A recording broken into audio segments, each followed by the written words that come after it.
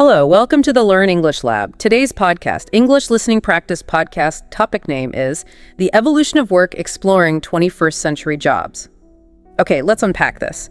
The world of work has fundamentally shifted. Gone are the days of a single lifelong career. We're now in a job market that's dynamic, ever-evolving, and frankly, pretty mind-blowing. It really is. What's truly fascinating here is how fundamentally our understanding of what a job even means has changed, and how quickly.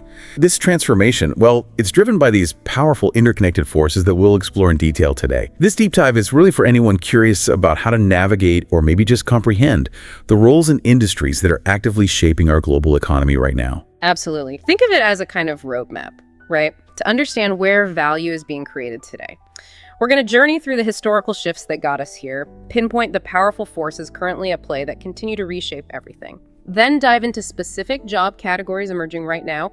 We'll peek into how these trends look globally, maybe speculate a bit on what 2050 might hold, and most importantly, equip you with practical, actionable advice for thriving in this vibrant, constantly changing landscape. It's a lot to cover, but it's all about helping you connect the dots.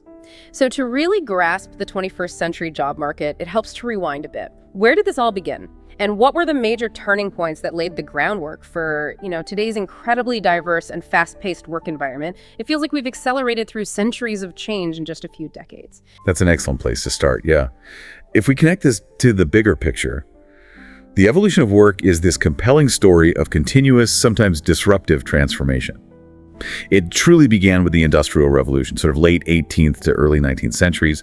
This period saw this huge societal shift from agrarian, farming-based economies to industrial ones. Yeah. Suddenly, people were leaving their fields, moving into factories. This gave rise to entirely new factory roles. Things like textile workers operating power looms. These were, intricate machines for weaving fabric, and machinists tending to steam-powered equipment. Mechanization was the prime driver here. It boosted productivity like never before. But this also demanded a completely new set of skills, moving away from, say, simple manual farm labor to understanding and skillfully operating complex machinery. Right, so a whole different skill set was needed almost overnight. Exactly. Then, as we moved into the 20th century, we entered what's widely known as the Information Age. This era was really defined by the introduction of computers. At first, they were these massive machines, often hidden away in special climate-controlled rooms, but their arrival kicked off groundbreaking roles. Computer programmers who wrote the instructions, the code for these machines, and data entry clerks who painstakingly fed information into them. This was a foundational step for sure. But the real acceleration happened in the 1990s with the digital revolution. That was propelled by the widespread adoption of the internet. The internet basically laid the entire groundwork for the tech-driven economy we see today.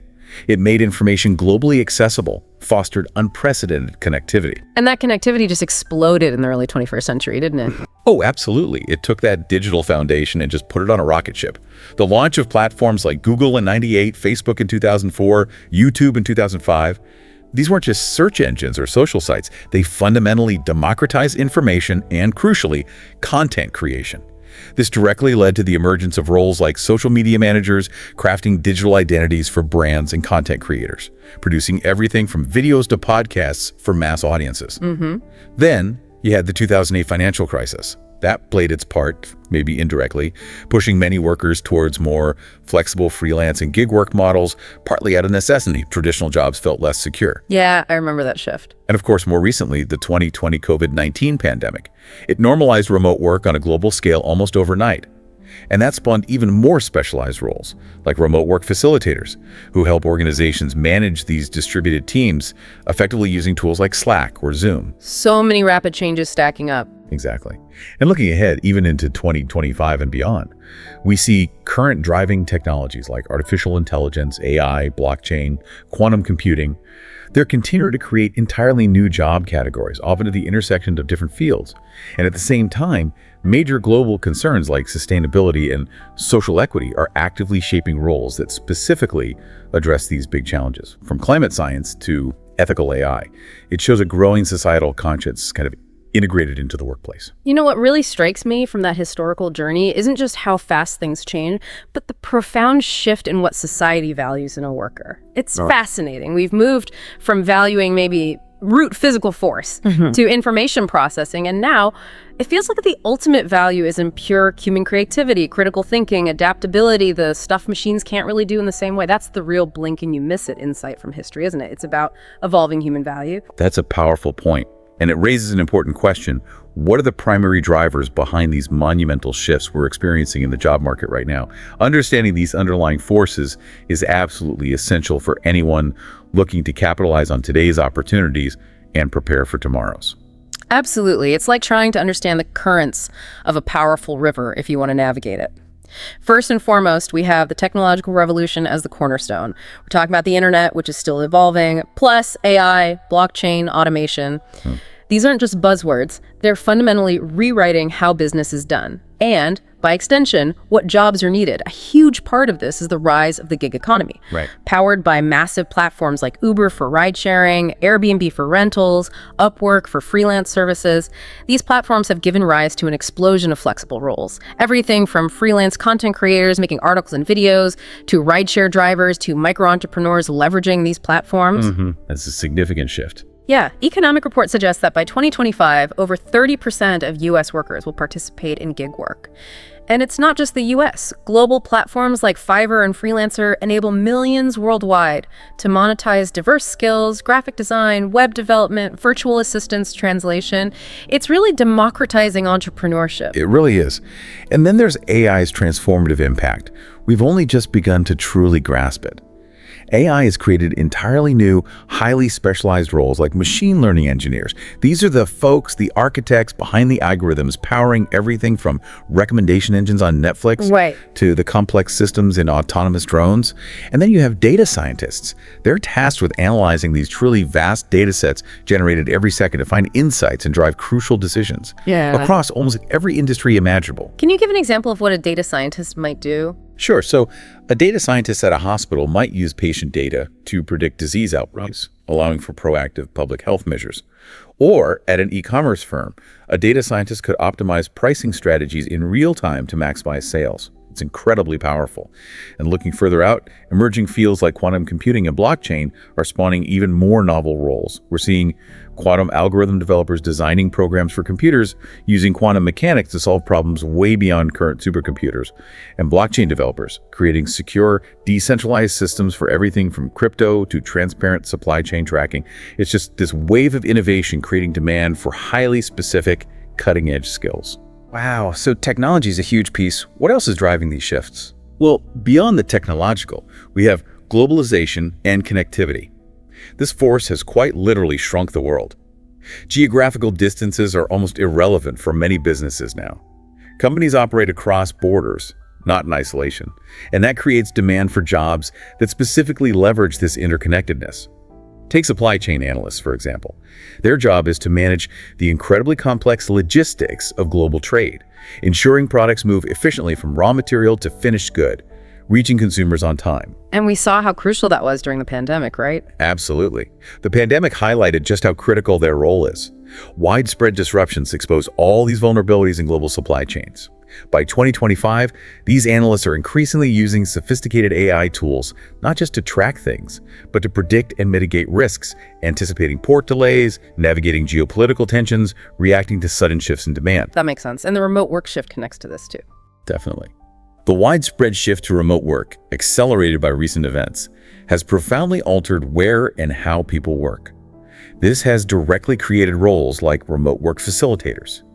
They are vital in designing hybrid or fully remote models, ensuring smooth communication using tools like Zoom or Slack. This flexibility has also made the digital nomad lifestyle professionals working remotely while traveling increasingly mainstream. Yeah, you hear about that a lot more now. Right. Countries like Portugal, Thailand, Costa Rica are even offering special digital nomad visas, inviting remote workers.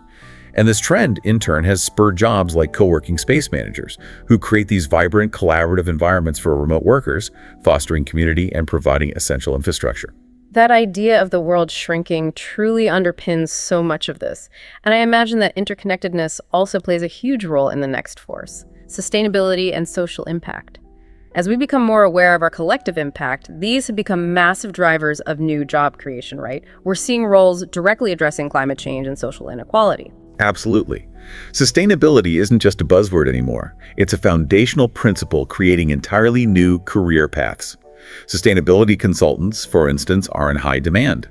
They advise organizations on reducing their carbon footprint, operating more responsibly. Parallel to this, diversity, equity, and inclusion DEI specialists are crucial for fostering inclusive workplaces where everyone feels valued, addressing historical imbalances, promoting belonging. That's become a really prominent role. It has. And on the energy front, renewable energy technicians are on the front lines, installing solar panels, wind turbines, directly contributing to the clean energy transition. This sector is booming. IRENA reported it employed over 12 million people globally in 2024. Wow, 12 million. Yeah. And as climate change impacts become more apparent, climate risk analysts are stepping in. They assess how environmental change is rising sea levels, extreme weather will impact businesses and communities, helping them build resilience and adapt. And finally, there's this shift towards valuing experiences, the experience economy. Precisely. This cultural shift, where people increasingly value unique, memorable experiences over just owning stuff, has naturally created roles. Like event experience designers, they go beyond just planning events to crafting truly immersive, memorable encounters. It could be a concert, a brand launch, anything. Similarly, wellness coaches are gaining prominence. They address holistic health, mental, physical, emotional well-being, often through personalized virtual sessions. And the metaverse fits in here too. Definitely. We can't discuss experiences without mentioning the metaverse, this virtual, interconnected digital world. It's still early days, but it's already spawning fascinating new jobs. Things like virtual event planners, organizing gatherings within these digital realms, and avatar designers creating the digital identities and personalized experiences people use in these virtual spaces. Okay, so we've pinpointed the forces: tech, globalization, sustainability, experiences. But what does all this mean for the actual jobs people are doing right now and the new ones emerging so fast? Let's take that deep dive into some of the most prominent and frankly intriguing job categories defining our current landscape. Yes, let's do that. The jobs of the 21st century span incredibly diverse industries, but some categories are particularly dynamic. At the core, you have technology and data-driven jobs. These roles often blend high technical expertise with a surprising amount of creativity. We're talking about positions like AI ethics specialists. Their job is to ensure the AI systems we build are fair, unbiased. They meticulously audit algorithms to prevent discrimination. That sounds crucial. It is.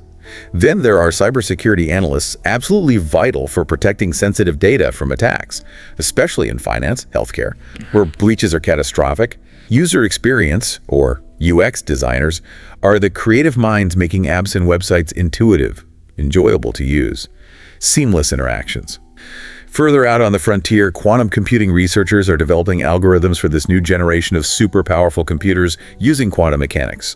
We also see hands-on roles like drone operators managing unmanned aerial vehicles for package delivery, agricultural monitoring, filmmaking. Hey, drones are everywhere now. They are. And of course, metaverse developers, the architects building the virtual worlds we just discussed for gaming, education, even commerce. Maybe some examples would help illustrate. Yeah, absolutely. Bring it to life. Okay, consider Maria.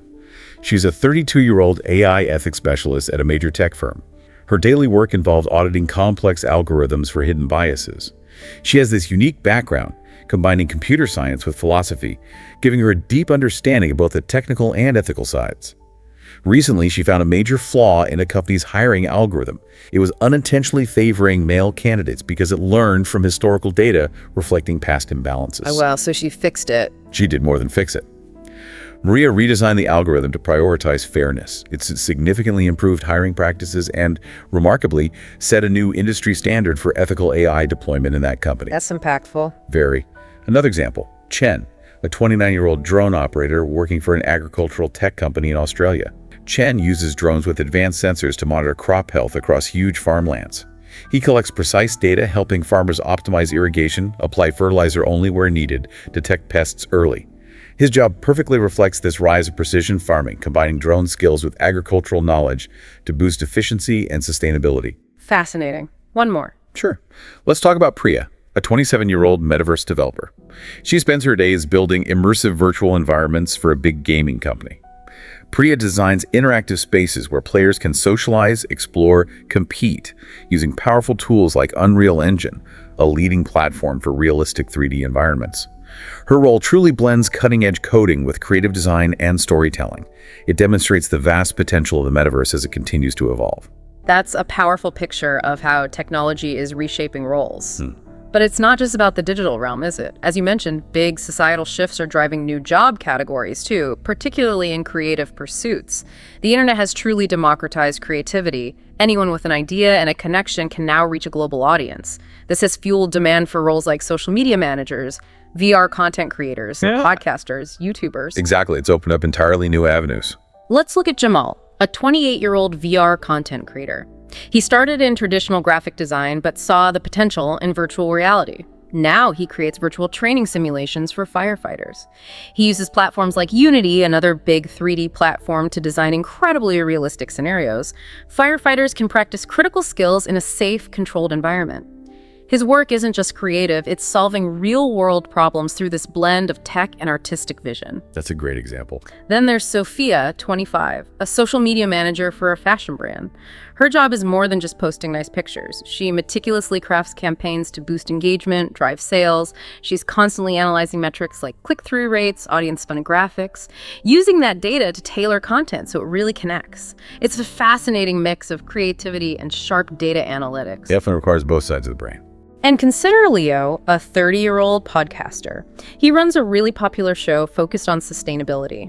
Interviews experts from around the globe on renewable energy, eco-living.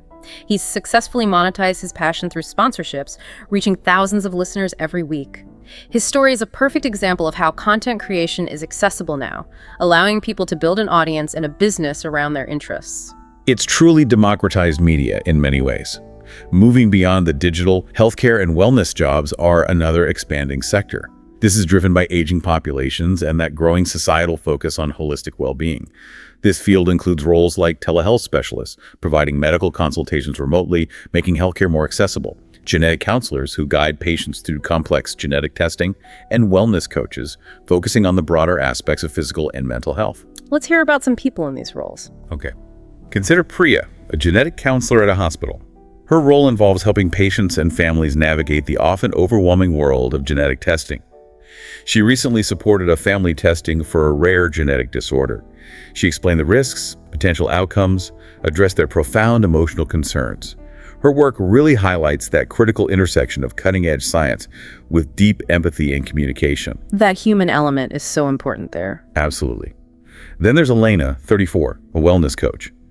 Elena works mainly through virtual platforms, helping clients manage stress, improve nutrition, enhance overall well-being. She designs personalized plans, often incorporating mindfulness, customized fitness routines, underscoring that growing emphasis on proactive, holistic health. That's not just about treating illness anymore. Exactly. And Dr. Patel, a 40-year-old telehealth specialist, exemplifies how technology is revolutionizing access. He provides virtual consultations to patients in rural or underserved areas, uses secure digital platforms to diagnose, review symptoms, prescribe treatments. His work is invaluable in making quality healthcare accessible to those facing barriers. It's clear that push for a healthier planet is also a huge driver, leading us to green and sustainable jobs. Sustainability isn't just a buzzword, it's creating entirely new careers. Roles like urban farmers bringing food production into cities, circular economy specialists designing systems to minimize waste, renewable energy technicians building cleaner infrastructure, climate risk analysts helping businesses prepare. That's right. It's a whole ecosystem of roles emerging. Let's look at Liam, a circular economy specialist. He works for a major consumer goods company responsible for designing a closed-loop supply chain, meaning ensuring products and materials are reused and recycled as much as possible, essentially eliminating waste. His innovative approach involved creating partnerships for recycling, resulting in a remarkable 40% reduction in plastic waste for the company. His role shows how environmental goals can align with business. That's a perfect example of integrating sustainability. Then there's Amina, 30, an urban farmer in Chicago. Amina manages a vertical farm, producing fresh, leafy greens sustainably using hydroponics, growing plants in water, no soil, often indoors in layers. Her work transforms local food supply chains, reduces the carbon footprint of transport, provides fresh produce to urban areas. It's really innovative. And Javier, 35, a renewable energy technician. He's on the ground installing solar panels for a clean energy firm. His hands-on work directly supports the global transition away from fossil fuels. It's impactful work, especially since local solar installations in his region actually doubled since 2023. Shows the rapid growth. The demand is clearly there. Finally, we must acknowledge the growing importance of education and lifelong learning. In a world where skills can become obsolete quickly, continuous learning isn't just an advantage, it's an absolute necessity. And this drives a whole new set of roles, including edtech specialists, revolutionizing online learning, career transition coaches, guiding people through significant shifts, and micro-credential instructors, teaching specialized short-form skills. Give us some examples here too. Okay. Aisha, an edtech specialist, designs online courses for a prominent platform. She focuses on micro-credentials, like a concise course in data analytics. Aisha incorporates interactive simulations, practical exercises, making learning engaging and directly applicable. Her work meets that growing demand for flexible, skill-based education. Right, getting skills quickly. Exactly. Then there's Raj, a career transition coach. He specializes in helping professionals pivot into entirely new fields. He recently guided a client from retail through a coding bootcamp, successfully helping them land a career in cybersecurity. His work underscores the critical importance of reskilling and upskilling. Helping people adapt. Precisely. And May, a micro-credential instructor, exemplifies the shift towards bite-sized targeted education. May teaches digital marketing on a platform like Coursera. Her modules are short, practical, focused, enabling learners to acquire high-demand skills quickly. This trend reflects the need for agile learning that keeps pace with rapid industry changes. So we've looked at the big forces and specific job categories, often maybe with a North American or European lens, but what does this mean globally? Job trends aren't uniform, right? They reflect local economies, unique challenges, specific advancements.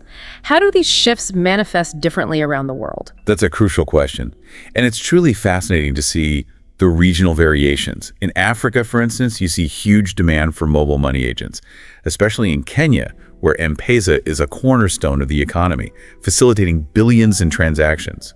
These agents act like digital banking facilitators, empowering people in a largely cashless economy. Financial inclusion. Exactly. Alongside them, solar technicians are in high demand, supporting off-grid energy in rural areas. Solar jobs are growing by about 10% annually across the continent. Nia, a 26-year-old mobile money agent in Nairobi, is a great example.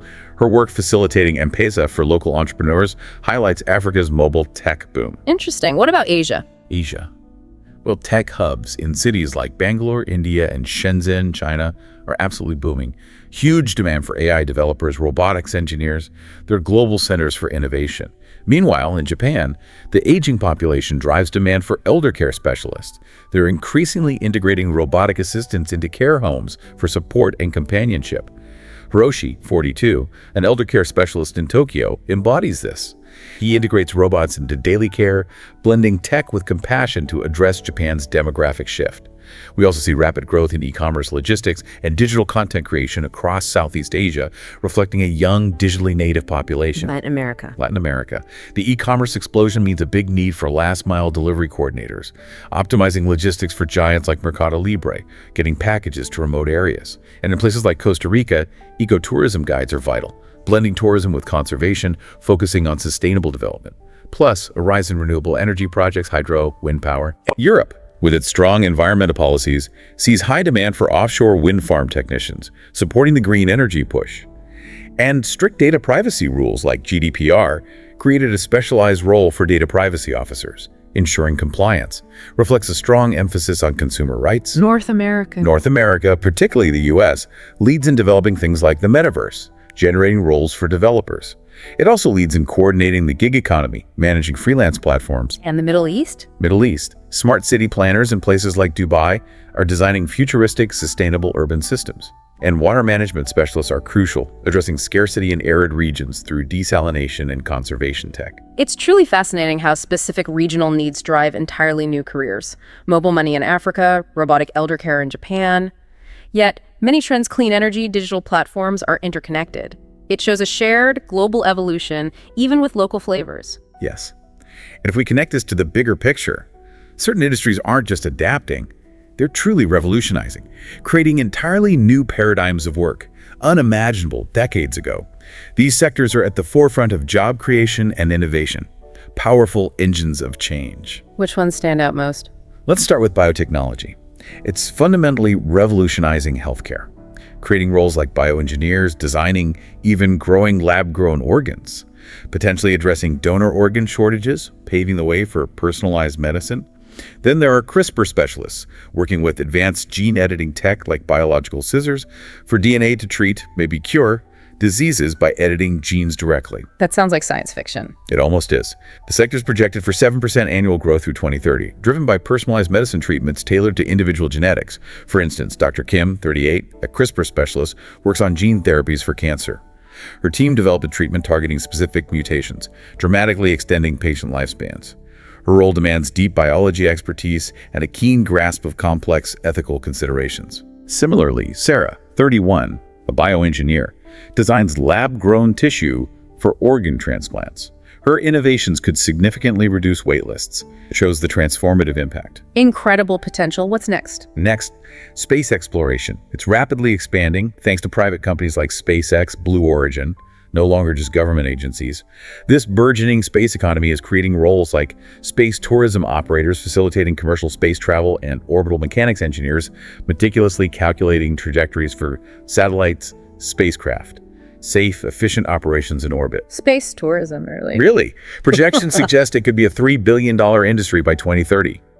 Carlos, a space tourism operator, is already training spaceflight attendants for commercial flights. Designing safety protocols for zero-G combines hospitality with complex engineering. And Emma, 33, an orbital mechanics engineer, works for a space firm calculating satellite trajectories. Her crucial work ensures reliable global communication networks, increasingly reliant on satellite constellations.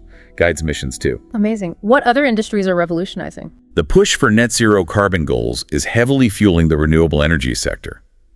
This drive for sustainability creates vital roles. Wind turbine technicians, installing and maintaining these massive structures. Energy storage specialists, developing battery systems to make renewable grids reliable even when the sun isn't shining or wind isn't blowing. Storage is key, right? Absolutely critical. This sector already employed 12 million globally in 2024. Olga, an energy storage specialist, develops advanced battery systems for grids, from utility scale to home storage. Her innovations improve reliability, tackling a key challenge. And one more. Finally, EdTech educational technology. Platforms like Coursera revolutionized access to learning.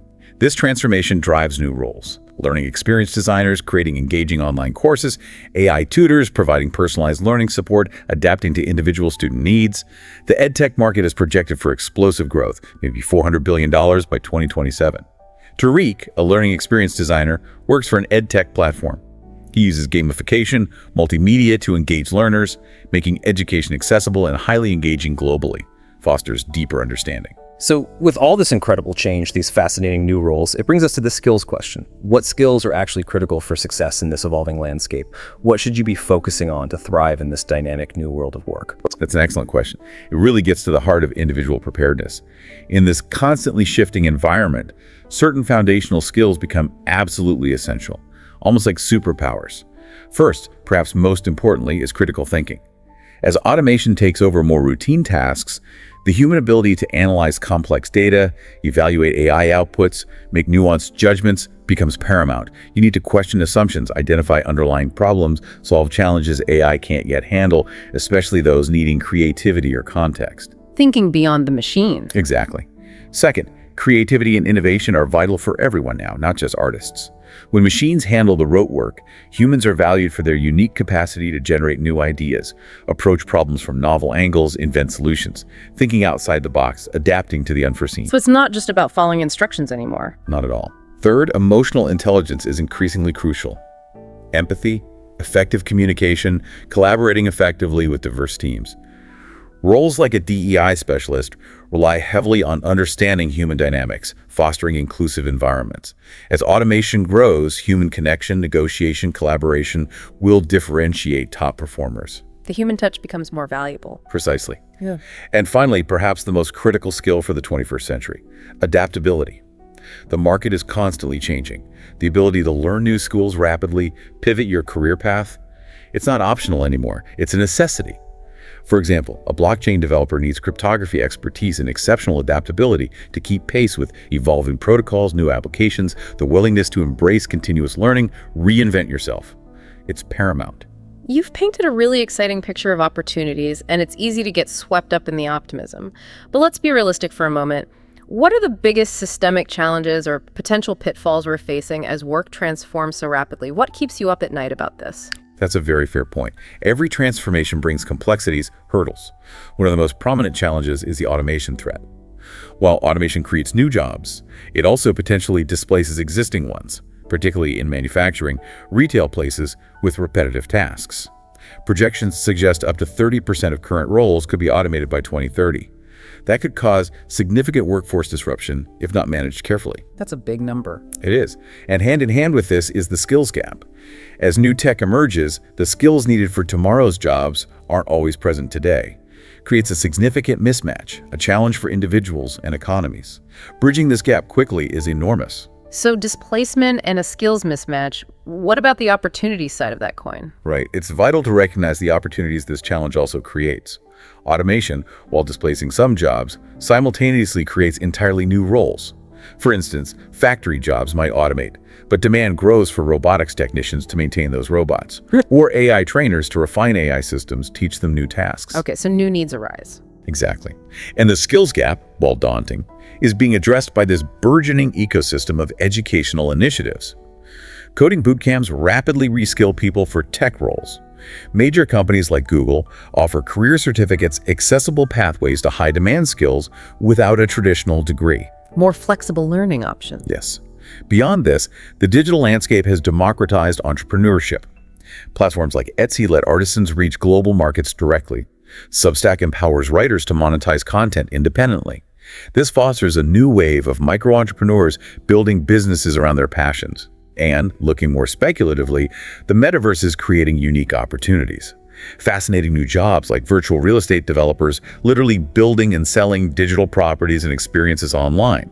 So it's a dual-edged sword, but teeming with potential for those willing to adapt and innovate. Here's where it gets really interesting. If we fast forward to 2050, what kind of roles might emerge that we can barely imagine today?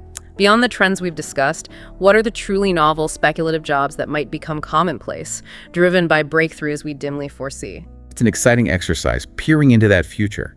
And I think we'll be surprised by what becomes ordinary.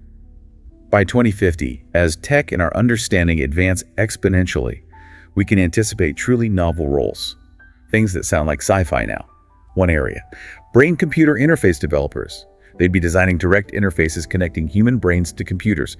Their work could revolutionize medicine, letting paraplegic patients control prosthetics with thought, maybe enhance cognition, enable new communication forms. Wow, that's profound. Imagine Zara, a hypothetical developer in 2050. She designs interfaces allowing patients to move objects just by thinking, transforms healthcare, accessibility, offering unprecedented autonomy. Okay, what else might we see? Another possibility, asteroid mining engineers.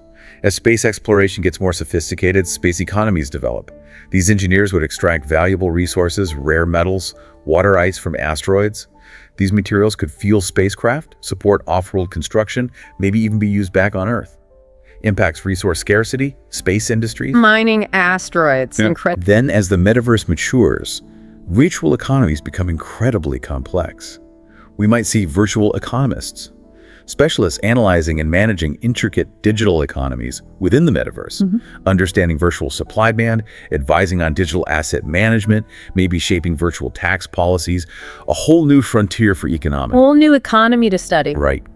Finally, driven by climate change urgency, we could see climate restoration specialists, roles focusing on developing and deploying advanced tech to reverse environmental damage, large-scale carbon capture systems pulling greenhouse gases from the air, innovative methods to restore ecosystems, rebalance planetary systems, jobs directly addressing humanity's biggest challenges with groundbreaking tech, aiming to heal the planet. So, given all these shifts, especially these radical potential roles, it begs the question, what does this mean for policy and education? How do we collectively prepare for these monumental shifts, bridge that skills gap, ensure everyone has a chance to thrive? This raises an important question for society. Preparing absolutely requires proactive policy and significant education reforms. Governments have a critical role via initiatives like subsidized training programs. In the U.S., the Workforce Innovation and Opportunity Act funds reskilling in tech and green jobs, helping workers transition. Think of Lena, 36, a policy analyst. She designs these reskilling programs. Her initiatives help over 10,000 workers transition to tech roles, directly addressing the skills gap systemically, fostering resilience. So government action is key. What else? Beyond government, public-private partnerships are proving incredibly effective. Companies like Amazon collaborating directly with universities on cloud computing certifications ensures education teaches skills employers actually need, keeps curricula relevant, agile. Industry and academia working together. Yes. Another key strategy is the proliferation of micro-credentials. Universities, private platforms offering short, focused courses in specific, high-demand skills. AI, cybersecurity, sustainability, quicker than degrees, allow rapid acquisition of specialized knowledge, enhance resumes with verifiable competencies. Flexibility is vital, allows continuous upskilling. Makes sense. Ultimately, we need to foster a pervasive lifelong learning culture. Governments can promote this via incentives, tax breaks for training, public awareness campaigns. The goal is to move from a one-time education model to one where learning is ongoing, integrated throughout a career, a fundamental part of professional life. So for you, listening right now, whether you're charting a career path, considering a pivot, or just incredibly curious, what are the most valuable pieces of advice for navigating this dynamic, vibrant world of 21st century jobs? What are the practical steps one can take today? This is where we bring it all together into actionable strategies. First, and perhaps most crucial, upskill. Continuously. You can't rely on what you learned years ago. Enroll in online courses, Coursera, Udemy in high-demand areas. Coding, data analysis, sustainability. A Python course, for example, can instantly open doors to data science roles. Gives you an edge. Keep learning, basically. Constantly. Second, network, virtually. The professional world is more connected than ever. Join LinkedIn groups, Discord communities in your interest. Attend virtual conferences. These platforms let you connect globally, share insights, discover opportunities not advertised traditionally. Build those connections online. Yes. Third, make it a point to explore emerging fields. Don't be afraid to research roles in cutting-edge areas, quantum computing, the metaverse. Follow industry leaders on platforms like X. Stay abreast of latest trends, potential career paths just starting. Proactive curiosity can uncover new avenues. Stay curious. Fourth, embrace flexibility. The traditional 9-to-5 isn't the only option. Try gig work on Upwork. Seek remote roles. Provides diverse experience. Helps build a robust portfolio showing various projects and skills. Highly valued by employers today. Be open to different ways of working. Exactly. Fifth, develop soft skills. Often overlooked, but incredibly vital. Practice empathy, refine communication, cultivate adaptability through workshops, mentorship. These human-centric skills are increasingly valued as automation handles routine tasks. Human interaction, collaboration become more critical. Don't forget the people skills. Never. Sixth, leverage micro-credentials. As discussed, these short, targeted certifications in high-demand skills, cybersecurity, digital marketing quickly enhance your resume. Make you more competitive, show commitment to relevant learning without years of study. Get those quick wins on skills. Right. And finally, stay informed. Make it a habit. Regularly read reports from reputable organizations, World Economic Forum, McKinsey on job trends. This proactive approach helps you anticipate opportunities, understand market demands, make informed decisions about your career. Keeps you ahead of the curve. The jobs of the 21st century truly form a vibrant tapestry of innovation, creativity, and impactful work. From the advanced algorithms powering AI to the hands-on work in sustainability, from personalized healthcare to immersive metaverse experiences, there are abundant opportunities for those who are curious, adaptable, and willing to embrace learning throughout their lives. And if we connect this to the bigger picture, the future of work isn't merely about finding a job. It is, more profoundly, about forging a path that deeply aligns with your personal passions and core values. This raises an important question for you. How will you consciously design your own journey in this ever-evolving landscape, making work truly meaningful for yourself? Thank you for joining us on this deep dive into the evolution of work. We hope you found these insights valuable. If you did, please remember to like, share, and subscribe to this YouTube channel. Welcome to the Deep Dive. We're here to cut through the noise, bring you the essential insights you need to navigate, well, this rapidly changing world. Today, we're diving into something that's, it's not science fiction anymore. It's really reshaping our daily lives. Automation. I mean, from self-driving trucks popping up on highways to the AI assistant maybe managing your schedule right now, it's definitely here. And it's evolving incredibly fast. Absolutely. It's happening now. And the big question, the one that frankly keeps a lot of people up at night, it isn't just if machines will take over certain tasks. It's more about how this huge shift is going to redefine what we actually do for a living? Right. Is it shrinking opportunities? Or is it going to unleash, a wave of totally new roles, things we can't even really imagine yet? So our mission in this deep dive is to explore exactly that. How is automation transforming the job market? Which roles are changing most dramatically? And which ones are set to grow? Exactly. And crucially, how can you prepare? How can you get ready for a future where, well, humans and machines work side by side? And it's so important to grasp, this isn't just an academic discussion, is it? Not at all. This directly impacts how you navigate your career, how you think about skills, how you carve out your future in this landscape that's just constantly shifting. Yeah, the choices we make now, individually and, as a society, they're really going to shape what that future actually looks like. They absolutely will. Okay, so let's start with the basics. Automation, it's a word we hear all the time.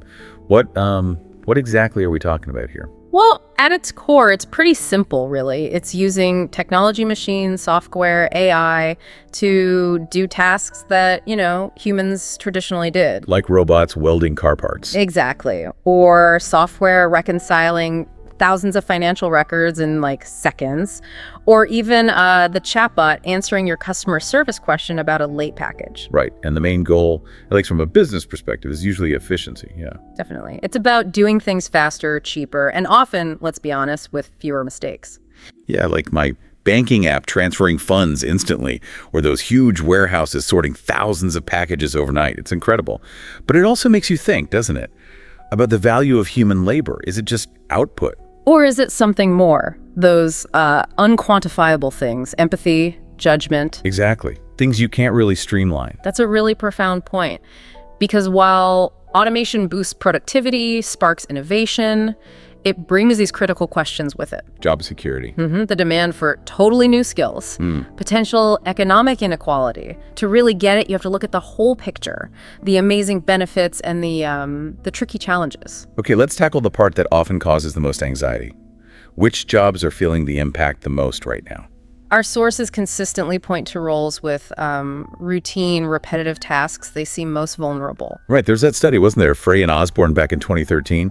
Something about 37% of U.S. jobs could be automated. That sounds huge. It does sound staggering. But, and this is really crucial, it doesn't necessarily mean total job elimination for all those roles. It's more about transformation, a really significant transformation. Okay, transformation, not elimination. That distinction matters. It's vital. And if you look at manufacturing, well, that's been ground zero for this revolution for decades, really. Yeah, think about car factories in the 80s versus, say, a Tesla gigafactory now. Exactly. It's night and day. Highly specialized robots assembling things with incredible precision, speed. 247, no breaks. And the numbers really show it. The Bureau of Labor Statistics, the BLS, they show U.S. manufacturing jobs dropped from, 19.5 million in 79 to about 12.5 million recently. That's right. And here's the kicker. Manufacturing output actually went up dramatically during that time. Wow. So it's not fewer things being made, it's fewer people doing the manual work. Precisely. It's a shift from manual labor to overseeing, managing, maintaining these complex automated systems, which of course needs completely different skill. Robotics, programming, maintenance. Yeah. And then there's administrative roles. That's another big area. Think data entry clerks, typists, maybe some bookkeeping roles. Right. Software like QuickBooks handles a lot of accounting now. And OCR, that optical character recognition. Yeah, they can digitize stacks of documents in seconds. We found this story about Sarah, a data entry clerk. Her whole job was inputting shipment details manually, 8 hours a day. Yep. Then her company brought in an AI system that just extracted the data automatically, and well, her role was eliminated. Oof, that's direct. So what happened to her? She had to pivot. She moved into a customer-facing role, learned CRM software, communication skills. She adapted. That's tough, but good for her. Yeah. And it fits that McKinsey report prediction, right? Yeah. Up to 30% of admin jobs could see automation by 2030. It does. It's a significant wave. And retail is feeling it too, isn't it? Oh, definitely. Self-checkout kiosks are everywhere. Walmart, Target. Less need for cashiers. And then you have Amazon Go with the just walk out tech. AI tracks what you take. It's wild. The BLS projects, a 10% drop in retail cashier jobs over this decade? Yeah, between 2021 and 2031, it reflects that trend. Okay, but this brings up a really important nuance that the sources stress. Automation doesn't always just wipe out a whole job category. Exactly. More often, it automates specific tasks within a job. It reshapes the role. So, like accountants, they still exist, Yeah. obviously, but maybe less manual number crunching. And more analyzing trends, interpreting data, giving strategic advice. The value shifts. Okay, so it's job transformation. Yes. Think about truck drivers, too. Self-driving trucks are coming, no doubt. But will the driver role vanish completely? Maybe not. Maybe it evolves, like managing a fleet of autonomous trucks or handling the tricky last-mile delivery stuff. Precisely. That needs human judgment, dexterity.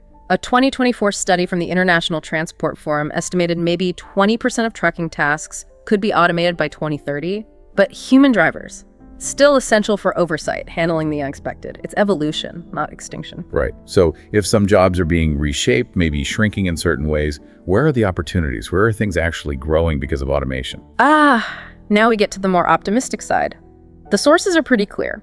Jobs needing creativity, deep emotional intelligence, critical thinking, adaptability, those uniquely human skills, they're far less vulnerable. Makes sense. Like healthcare. Healthcare is a fantastic example. AI can analyze medical images, spot diseases with amazing accuracy, like Google's DeepMind finding eye diseases. Incredible stuff. Yeah. But can AI replicate empathy, build trust, really connect with the patient who's scared or in pain? No. No, definitely not. Think of Maria, the physical therapist working with stroke survivors. It's not just exercises, it's motivating them, listening, celebrating tiny victories. That human connection is everything. Like her patient, Mr. Thompson, regaining his ability to walk. Her encouragement was probably just as vital as the physical therapy itself. Absolutely. And with populations aging worldwide, demand for that compassionate care is soaring. The BLS predicts healthcare jobs will grow about 13% this decade. Adding, 2 million jobs? Yeah. Nurses, therapists, home health aides. Exactly. Big growth there. And what about creative fields? Design, writing, music. Another stronghold for humans. These fields rely on imagination, cultural understanding, emotional depth. AI tools like DALL-E or AI Via can generate art or music, sure. Yeah, some of it is pretty impressive. It can be. But often it lacks that soul, that original spark, the lived experience that resonates. We heard about a band, the Midnight Owls. Okay. They used AI for a basic backing track, but then they spent weeks adding their own vibe, their emotions, making it theirs. So the AI was a starting point, not the finished product. Exactly. It's a tool. Like my journalist friend, Alex, he uses AI for data analysis in his investigations. It's powerful for that. Speeds things up, I bet. Hugely. But his real skill, weaving that data into a compelling human story, that's what grabs readers. The human storyteller, the artist, still essential. And automation isn't just changing old jobs, it's creating totally new ones too, right? Oh, completely. Think about data scientists, AI ethicists, cybersecurity analysts. These jobs barely existed 10 or 15 years ago. Now they're in huge demand. Yeah, data science is massive. We heard about Priya, a data scientist. Her role changed. AI started doing the tedious data cleaning. Okay. So her focus shifted. Now she interprets the AI's insights, explains them to executives. It's technical skill plus communication. That's a great example of evolving up. And AI ethics, that field is fascinating. Like that story about the biased hiring algorithm. Right. A major tech company got backlash because its AI favored male candidates. Huge problem. So they had to hire. An AI ethicist, someone to audit the system, understand the tech and the complex ethical issues. That combination, very hard to automate. And the World Economic Forum sees big growth here. Their 2023 report predicts tech-related roles could be 20% of all job growth by 2028. It's significant. Wow. Okay, this leads us straight into the skills revolution, as people are calling it. That WEF report also said something huge, like 44% of core skills need to change by 2028. That's the number, 44%. It sounds daunting, maybe. A little bit. But it's achievable. It boils down to two main ideas, upskilling and reskilling. Okay, break those down.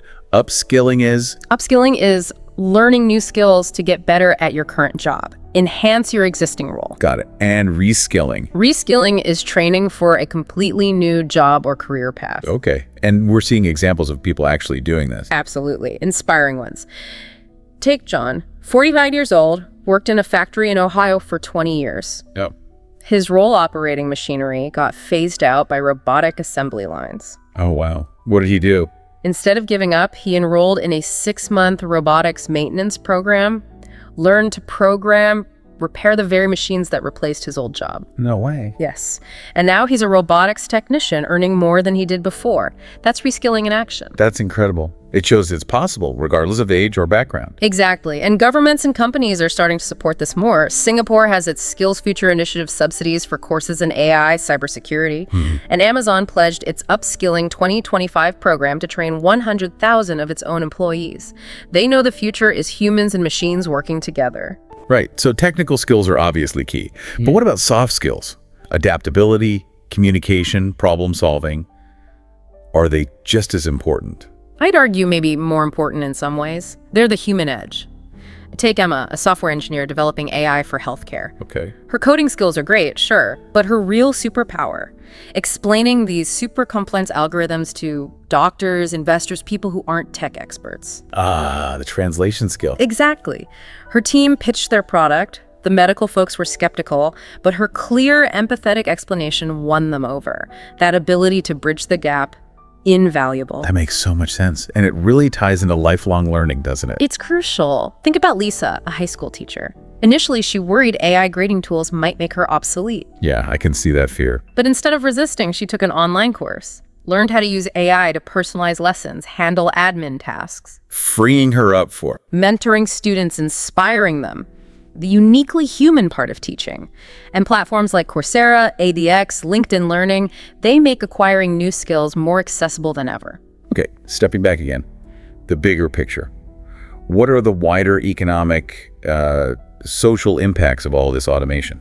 Well, there's huge potential for economic growth. An OECD study suggested automation could boost global GDP by maybe 0.8 to 1.4% annually. That's significant. But there's always a but, isn't there? There often is. The benefits aren't always spread evenly. It could definitely worsen inequality. How so? We saw the example of Elwood, Illinois, a rural town. A major warehouse automated its sorting systems. Hundreds lost their jobs. And finding new work wasn't easy. Not locally. The nearest tech hub, Chicago, was too far to commute for many. It widened that gap between urban opportunities and rural struggles. That's a really tough reality. But it's not always a negative story, right? Sometimes automation creates unexpected opportunities. Absolutely. Look at Kenya and M-Pesa, the mobile banking platform. Ah, yeah, that was revolutionary. It created thousands of new jobs. Customer support, app developers, digital marketers. Roles that simply didn't exist 15 years ago are now a core part of their economy. So the challenge is making sure those benefits reach everyone, not just certain areas or groups. Exactly. Which brings us to the role of policy. Governments have a huge part to play here. Like universal basic income, UBI, people talk about that. Yeah, Finland experimented with it, mixed results, less stress for people, but didn't necessarily get them into jobs faster. Other options are wage subsidies, maybe tax breaks for reskilling. What about that Danish model, flexicurity? Denmark's flexicurity is really interesting. It combines a flexible labor market, easier hiring and firing, with really strong social safety nets, generous unemployment benefits, free retraining programs. It's a balance. So flexibility with security. That's the idea. And businesses have a role too. AT&T invested heavily in reskilling, retrained over 100,000 workers by 2023 in things like data science, cyber. That's proactive, good for the workers, good for AT&T staying competitive. It's a win-win when done right. So thinking longer term, the vision isn't really humans versus machines, is it? No, not at all. The vision is collaboration. Automation handles the repetitive, the dangerous, the data-intensive stuff. Freeing up humans for. Creativity, strategy, complex problem-solving, human connection, our unique strength. The aviation industry seems like a good example of this already happening. It's a great one. Pilots used to manually control everything. Now, autopilot handles routine flight paths with incredible precision. And now, some airlines are even introducing AI co-pilots. They offer real-time advice, fuel efficiency, weather adjustments. Helping the human pilot make better decisions. Exactly. It leads to safer flights, more efficiency, and pilots can focus on the high-stakes moments, using their judgment. It's a partnership. And we're seeing that collaborative model spread. Education, journalism. All over. Teachers using AI for personalized learning, reporters using it to analyze huge data sets quickly. It's becoming the norm. Automation's also fueling the gig economy, right? Platforms like Uber, Upwork, Fiverr. Definitely. Enabling more flexible task-based work. My friend Maria, the graphic designer, Yeah. she uses AI tools for initial logo drafts now. Frees her up to spend more time consulting with clients, doing the nuanced creative work only she can do. That sounds like a good use of it. Yeah. But the gig economy has downsides too. Yeah. Inconsistent income, no benefits. Absolutely. Big challenges there. As automation drives more gig work, we really need to rethink benefits. Maybe portable plans, healthcare, retirement that follows the worker, not the job. That seems crucial for providing stability. It really does. Okay, let's make this practical. For you, listening right now, how can you actively prepare for this future? What are the concrete steps? First and foremost, embrace lifelong learning.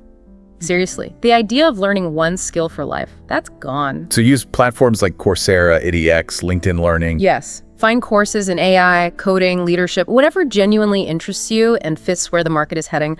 Be proactive. Hone those soft skills. Creativity, emotional intelligence, complex problem solving. These are human advantages. How do you practice those? Join an improv group. Boosts adaptability. Volunteer for a leadership role. Guide a team. Practice makes perfect, even with soft skills. Good ideas. Third, get tech savvy. You don't have to be a coder necessarily, but understand how to use the tools. AI chatbots for research, data visualization software. Knowing how to interact with tech gives you an edge almost anywhere. Okay. Network strategically. Go to meetups, webinars, conferences, virtual or in person. Connect with people in emerging fields. You never know where those connections might lead. Right. Relationships are key. And finally, Advocate for training. If your employer offers reskilling, jump on it. If not, ask for it. Companies that invest in their people stay competitive. It benefits everyone. this whole shift, it's also forcing a rethink of the social contract, isn't it? Yeah. That old agreement between workers, employers, government. Absolutely. The traditional job meant stability benefits. No. Gig work, remote jobs, short contracts are common. It raises huge questions about security, healthcare, retirement for so many people. So could we see a new social contract emerging? One focused on flexibility and learning. That's a really interesting possibility. Concepts like those portable benefits we mentioned, healthcare, retirement tied to the person, not the employer, and maybe universal skills accounts, government-funded accounts for individuals to use for lifelong learning and development. Kind of like aspects of that Danish flexicurity model again. Exactly. Finding that balance between flexibility and a strong safety net focused on continuous adaptation. Okay, let's try and end on a hopeful note. Because automation isn't just about challenges, right? It's also a catalyst. It absolutely is a catalyst for progress. It pushes us to rethink work, rethink value, rethink our contributions. So imagine a world where machines do handle the boring, repetitive stuff. Freeing you up to pursue passions, start a business, write that novel, contribute to a cause you believe in. And in healthcare, AI spots diseases early. Allowing doctors more time for actual patient care, empathy, connection. Robots handle dangerous tasks. Letting humans focus on tackling huge global challenges. Climate change, food security, the big stuff. This future, it's not guaranteed, is it? No, it depends on our choices, collective choices. Investing in education, fostering collaboration, creating inclusive policies that truly benefit everyone. The potential is incredible, but we have to build it. So the final thought for you, our listener, as you reflect on this intertwining of humans and machines, what new role, what unique contribution do you see yourself making? Something that only you can bring. That's all for this deep dive on automation and the future of work. We really hope this gave you some valuable insights, maybe spark some ideas for your own path forward. Until next time, keep learning, keep adapting, and keep bringing your uniquely human spark to the world. Welcome to the Deep Dive, where we unpack fascinating insights and explore what truly matters. Today, we're plunging into, well, one of the most compelling frontiers of our time, the evolving role of artificial intelligence within the vibrant world of creative industries. If you've ever pondered how AI is not just nudging, but profoundly reshaping the way we conceive music, craft stories, design striking visuals, or even dream up entirely new forms of art, then you are absolutely in the right place. Our journey together today is aimed at giving you a distinct shortcut to being genuinely well-informed on this topic. We'll be exploring the vast opportunities, the intricate challenges, and honestly, some utterly mind-bending possibilities that lie ahead. Imagine it's a collaborative expedition, right? Where we're exploring how algorithms can help us create stunning visuals that push the very boundaries of imagination.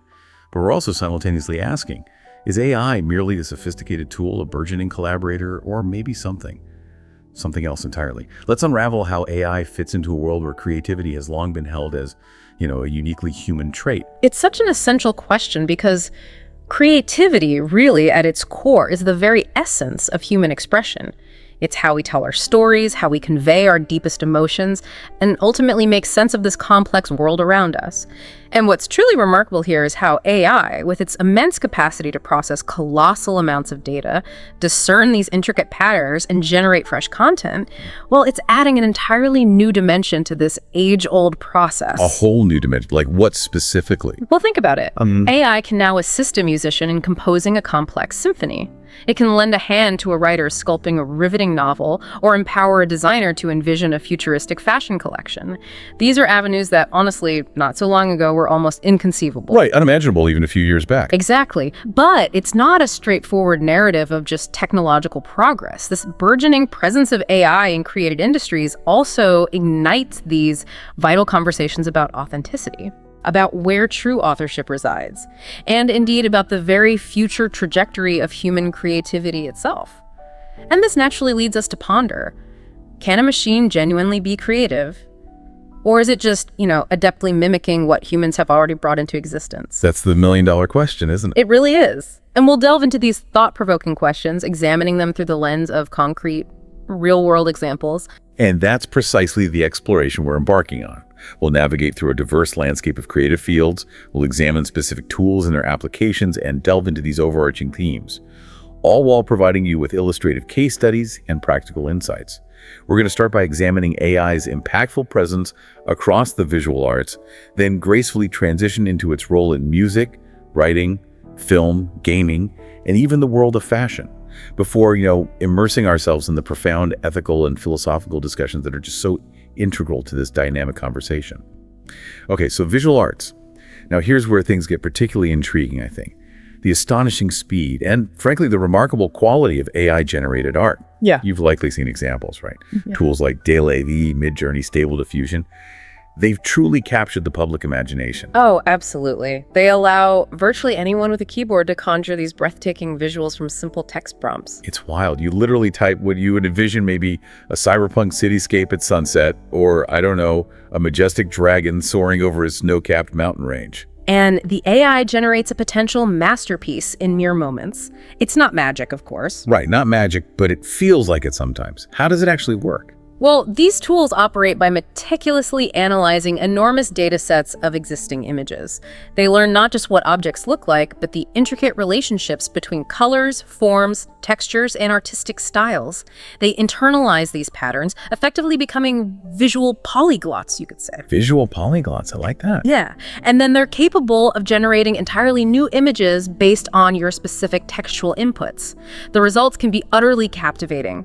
Hyper-realistic landscapes, surreal portraits. Or even those weird mashups, like a Van Gogh-style painting of a futuristic robot. Exactly. The AI can produce something that genuinely feels like it sprung from the Starry Night universe, marrying classical aesthetics with modern concepts.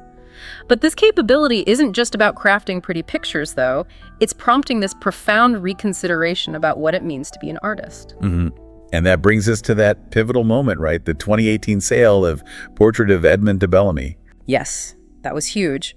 Produced by the AI algorithm Obvious, it fetched an astounding $432,500 at Christie's. Wow. And the real shock wasn't just the price tag, it was the chilling realization for many that a machine could produce something we deemed art and worthy of such a prestigious auction. It really forced us to ask, is creativity truly ours alone? Or is it just a very sophisticated form of pattern recognition? A very, very sophisticated form. It's a compelling question. It is. Yet AI's contribution isn't confined to just generating standalone artworks. It's proving to be an exceptionally powerful enhancement for artists, elevating their existing creative processes. How so? Like in practice? Well, take, for instance, concept art and prototyping. Artists in film and gaming are now using AI to rapidly generate a multitude of ideas for characters, environments, props. Instead of laboriously sketching dozens of manual drafts, they can use AI to produce countless variations, explore diverse directions, and refine their vision much more efficiently. So it speeds up that initial brainstorming phase massively. Immensely. It saves huge amounts of time and ideation. Then there's style transfer. Ah, yeah, I've seen that. Turning photos into paintings. Exactly. AI can apply the aesthetic characteristics of one image onto another picture, transforming a simple photograph into a painting in the distinct style of Monet or Picasso. It's gaining traction in digital art, animation. Creating some really unique fusions. Right. And AI is also making significant strides in restoration and enhancement, breathing new life into faded or damaged historical artworks, old photos, even vintage films, bringing them back with striking clarity. That's incredible for preserving cultural heritage. It truly is. Things previously unimaginable. And then in generative design, architects and product designers are using AI to explore innovative structures, intricate patterns, novel layouts, things human ideation alone might not easily yield. Pushing the boundaries of what's possible structurally and aesthetically. Precisely. A fantastic example is the artist Refik Anadol. He uses AI to craft these mesmerizing, data-driven installations. Oh, I think I've seen his work. Machine hallucination. That's the one. It transforms vast data sets like architectural blueprints or cultural archives into these vibrant, flowing visual experiences. They feel both profoundly futuristic and somehow deeply human. It really shows AI as a potential collaborative force. Okay, so if AI is getting so good at generating art and even collaborating, what does this actually mean for the authenticity of art itself? Because, this isn't without its controversies. Not at all. There are definitely contentious aspects. One primary point is the originality debate. Is it really new? That's the question.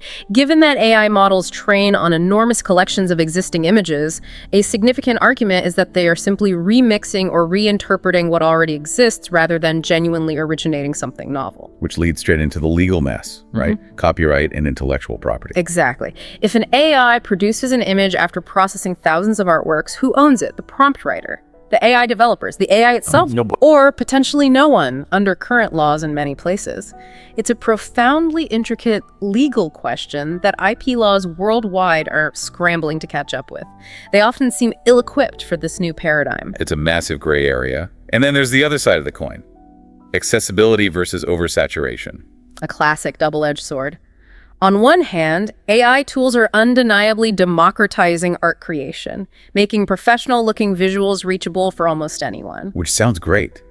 Empowering more people to be creative. Many see it that way, yes, a powerful force. However, the converse is the possibility of a market just flooded with an overwhelming abundance of generic, algorithmically produced pieces. Yeah, a sea of sameness potentially drowning out unique human artists. That's the concern. This glut could potentially overshadow the distinct voices and diligent efforts of human artists, making it harder for them to stand out. It requires very careful navigation. Definitely tricky. So looking ahead in visual arts, what advancements can we expect? Well, we can anticipate some truly remarkable advancements. We're already seeing breakthroughs in real-time AI art generation, artists tweaking parameters on the fly, creating dynamic, interactive works that evolve right before their eyes. Like art that reacts to you. Potentially, yes. Imagine an art piece subtly altering its composition or color palette in direct response to your presence or interaction. Furthermore, the seamless integration of AI with virtual and augmented reality is poised to birth deeply immersive art experiences. Okay, paint me a picture there. Picture navigating a virtual gallery where paintings not only respond to your movements, but maybe even generate new elements as you walk by, or an augmented reality exhibit where digital art layers and interacts fluidly with the physical world around you. Wow. That's next level. It really is. And from my perspective, the fundamental goal here isn't replacing human creativity. It's about profoundly amplifying it.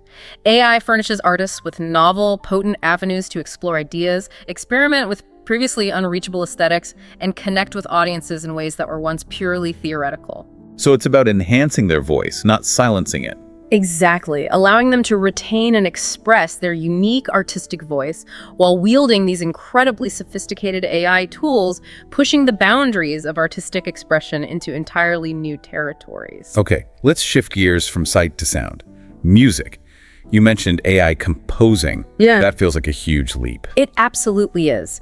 What's genuinely fascinating here is AI's rapidly growing capacity to compose original musical pieces. This represents a monumental shift.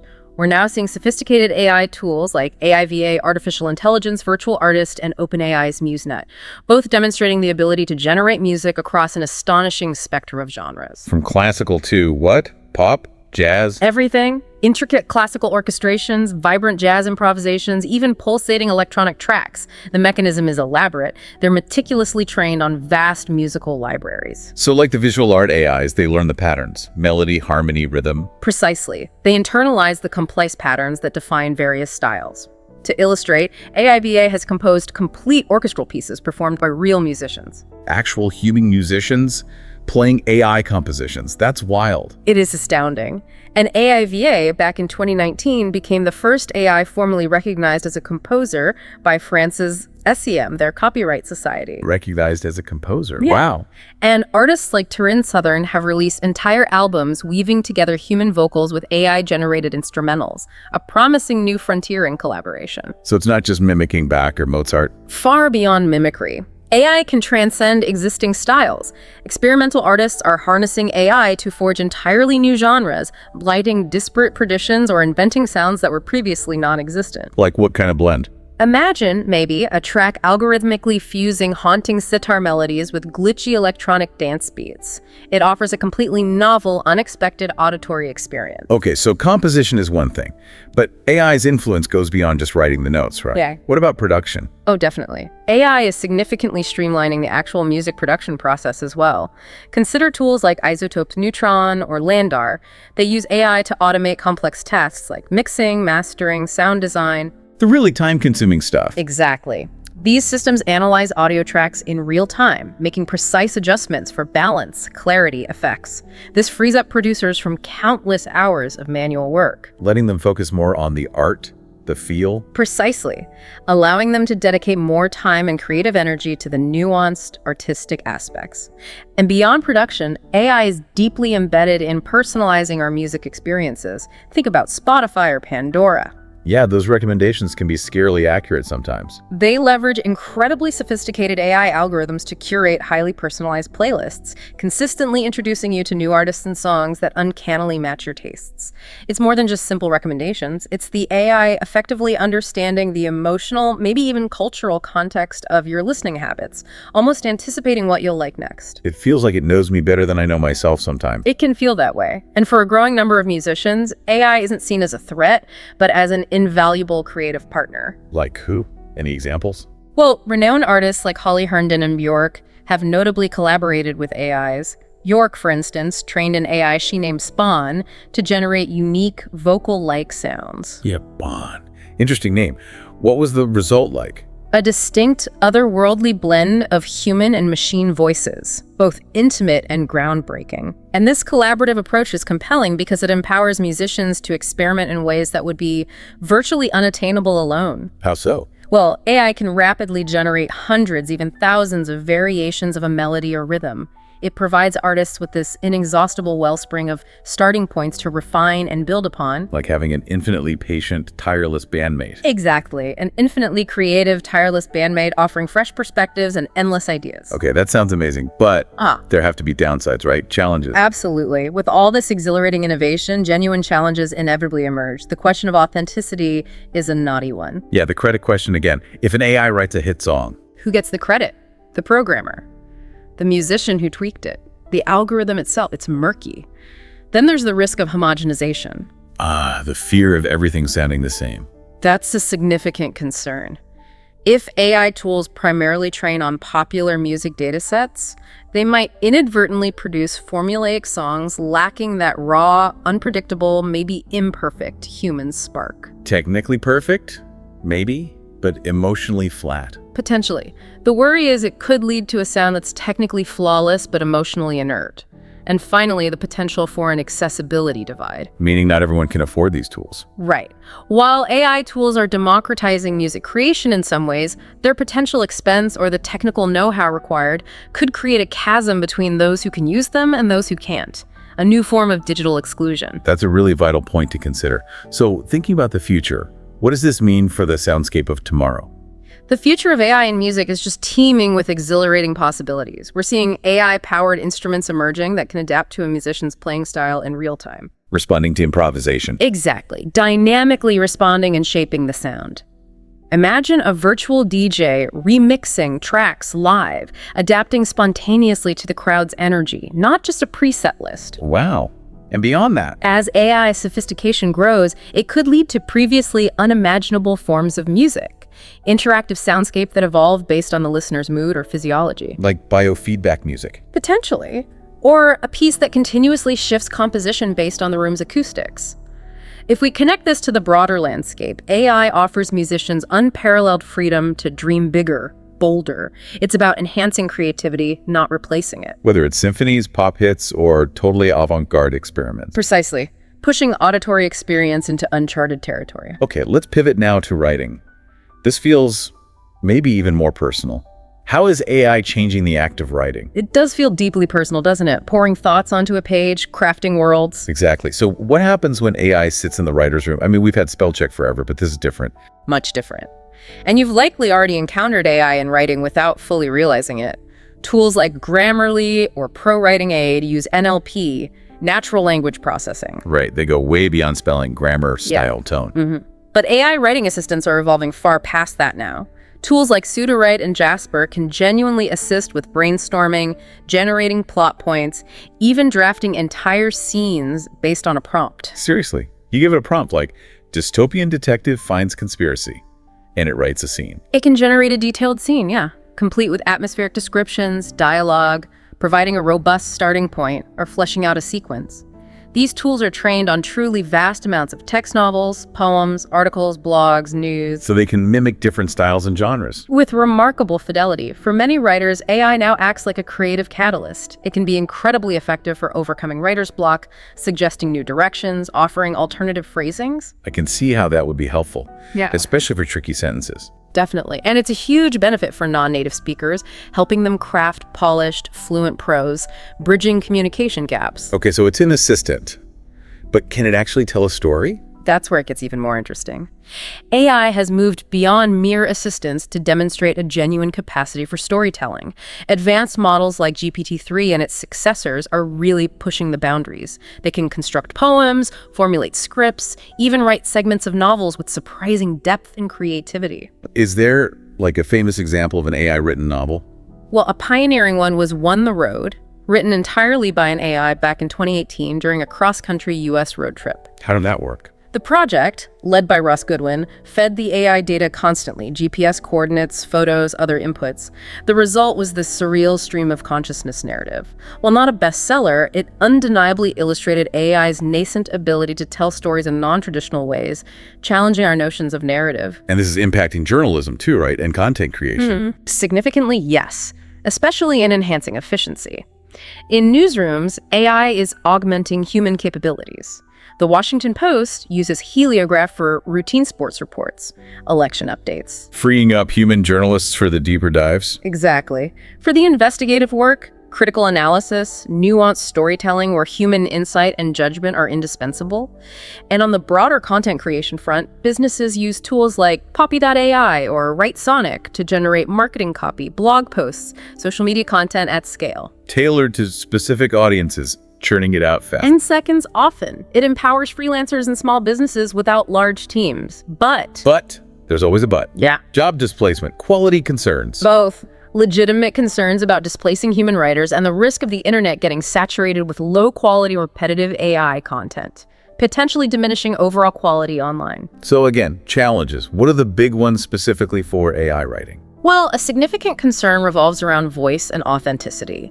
AI can mimic style accurately, but often lacks that profound emotional depth, lived experience, or unique perspective crucial for human writing to resonate. It can sound hollow? Sometimes, yes, technically perfect, but emotionally detached. Then there's the potential for plagiarism. Because it's trained on existing stuff. Exactly. There's always a possibility it could inadvertently produce content too similar to source material. Raises serious originality questions. And the issue of bias is critical. AI models can unfortunately perpetuate stereotypes present in their training data. How so in writing? Particularly problematic in storytelling or journalism. If an AI trains on crime novels that stereotype certain groups, it might generate narratives reinforcing those biases, unintended, but potentially harmful. That's a serious responsibility for developers. Okay, so what does the future look like for authors and readers? It's both exciting and perhaps a little unsettling for some. We'll likely see AI tools that truly collaborate in real time, offering suggestions as writers type, like an exceptionally intelligent co-author. Co-authoring entire books, even. Possibly, with AI contributing fully developed chapters or plot arcs. Another captivating frontier is dynamic narratives interactive storytelling. Where the reader's choices change the story. Exactly. AI generates new scenes, adapts the narrative flow on the fly, creating truly personalized, immersive reading experiences unlike anything before. That sounds amazing. But what's the challenge for writers then? The primary challenge won't be competing with AI, but masterfully using AI, enhancing their craft, automating tedious parts, discovering novel storytelling avenues, all while meticulously safeguarding their unique voice, their perspective, that irreplaceable human connection, pushing creativity higher while fiercely preserving the essence of human expression. Right, okay, let's move to the screen. Lights, camera.ai. How is it transforming film and animation? The film and animation industries are definitely embracing AI in ways that are profoundly reshaping how cinematic stories are conceived and told. Starting with visual effects, I assume. VFX seems like a natural fit. Absolutely. Crafting realistic VFX has historically been incredibly labor-intensive. AI is fundamentally altering that.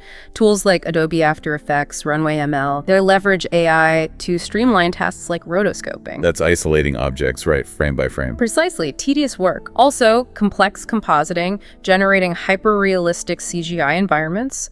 AI can take a green screen shot and transform it into a bustling cityscape or a fantastical alien world with remarkable speed and detail. And the aging tech, Yeah. like in The Irishman. Yes, generating remarkably realistic facial animations. It saves immense production time and unlocks new creative possibilities for visually stunning storytelling. In animation, studios like Pixar and Disney are experimenting with AI for simulating natural hair cloth dynamics, making characters much more lifelike. More believable movement. And AI can generate rough storyboards or animatics, helping visualize scenes early in pre-production, aiding the creative process before big resources are committed. So it's not just effects, it's creeping into earlier stages too, like script writing. It is. In script analysis, tools like Scriptbook use AI to meticulously analyze screenplays, even predicting potential commercial success based on genre, plot structure, audience appeal. Predicting hits. That sounds controversial. It is debated, yes, reducing art to algorithms. But it assists studios in making more informed, data-driven decisions about greenlighting projects, aiming for a higher probability of success. In pre-production, AI is used to scout locations, aid casting, generate concept art. How does it help with casting? An AI might analyze script requirements and suggest real-world locations matching the aesthetic, or generate actor headshots fitting a character description, accelerating that process. And post-production. Editing, sound. Big efficiency gains there too. Editing software like Premiere Pro, DaVinci Resolve, they use AI to automate color correction, audio balancing, intelligent scene detection, helping editors navigate vast amounts of footage faster. Making things quicker. Yeah. And more accessible. Yes, AI can generate accurate subtitles or translate dialogue in real time, making films more accessible globally, bridging language barriers. And then there's the really intriguing, often controversial development, deepfakes? Yes, the hyper-realistic digital doubles. Huge ethical questions there. Undeniably. But they are also being used creatively, bringing back younger versions of characters, seamlessly replacing actors, offering production flexibility previously unimaginable. Have we seen this used in major films already? Definitely. In Star Wars, The Rise of Skywalker, AI was instrumental in recreating the likeness of the late Carrie Fisher as Princess Leia using archival footage and deepfake tech. To honor her legacy. Exactly. And in The Mandalorian, AI was crucial for creating those incredibly realistic virtual sets, allowing filming in immersive digital environments without leaving the studio. Unprecedented creative control and efficiency. But these innovations, especially deepfakes, come with big challenges, right? Substantial ones. Deepfakes raise significant questions about consent and misrepresentation. If an actor's likeness can be digitally recreated without permission, what about their rights? It's a minefield. And the risk of just generic, formulaic movies. That's the over-reliance risk, potentially leading to films prioritizing commercial success, maybe driven by algorithms over genuine artistic innovation and unique storytelling, and of course the impact on jobs. Real concern about displacing artists, editors, other professionals if studios lean too heavily on AI. So finding that balance between AI efficiency and the human touch is key. Absolutely crucial. Preserving that creative spark that makes film special. Looking forward, you mentioned blurred lines between film and gaming. Yes, that convergence is fascinating. The future of AI in film is brimming with possibilities. AI-driven virtual production becoming standard real-time rendering of CGI environments, and perhaps even interactive cinema. Where viewers influence the plot. Potentially. Viewers make choices. AI dynamically generates new scenes on the fly. Movies feeling less like fixed narratives, more like fluid video games tailored to the individual viewer, truly blurring that line. So AI becomes a tool to amplify the filmmaker's vision. Primarily, yes, helping manifest stories in ways once considered pure science fiction. Breathtaking visuals, streamlined workflows, new storytelling techniques, unlocking unprecedented creative expression. Okay, let's step into the gaming world. AI's role in the magic of creating and playing in other realities. If you've ever been lost in a video game, you know that magic.